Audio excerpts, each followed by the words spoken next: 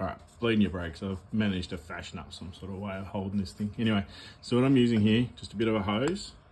This hose goes up into here, and it's a little reservoir in the bottom here. I picked this up at an auto store, you know, just a car store. I'll put it on its side so you can see a little bit better what's going on. But basically, you need to turn your spinner, and this nut here is called your bleeding nut. You actually loosen this off, so you bring it towards you and loosen it off. Now, you can't see it, but on this side I've got my hand on the pump. Now make sure your reservoir is full of fuel, of brake fluid.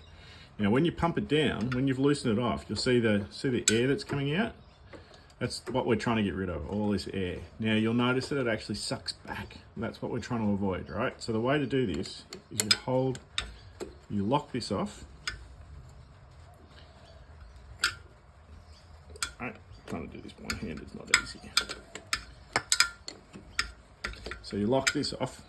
Now with your other hand, pump the brake a few times, hold the brake down, and then let it out. See how it runs out? Now tighten it back up again. Don't let go of the brake until you've tightened it all. Now pump again. 1, 2, let it out. See all the air bubbles coming out? That's what we're trying to do. Now make sure that you keep your reservoir full. So always double check. Once you've done this once, check it, because if you fill it with air, you're gonna have to do it again. 1, 2, holding it down, loosen off, let the air out, close it up, let the foot brake off. 1, 2, do it again. Oops, sorry. 1, 2, do it again, and just repeat that until you get clean. See all this brake fluid is all a funny looking color.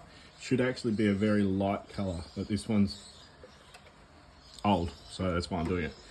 Press down. 1, 2, pressing down, holding it down, loosen it off, let it out. 1, 2. Make sure you keep holding it down. Now see all this air that's coming out? This is what we're trying to get rid of. 1, 2, because air is incompressible. The fluid is not, but the air is. And just keep repeating that until it runs clear and no more air. No. Doesn't take much.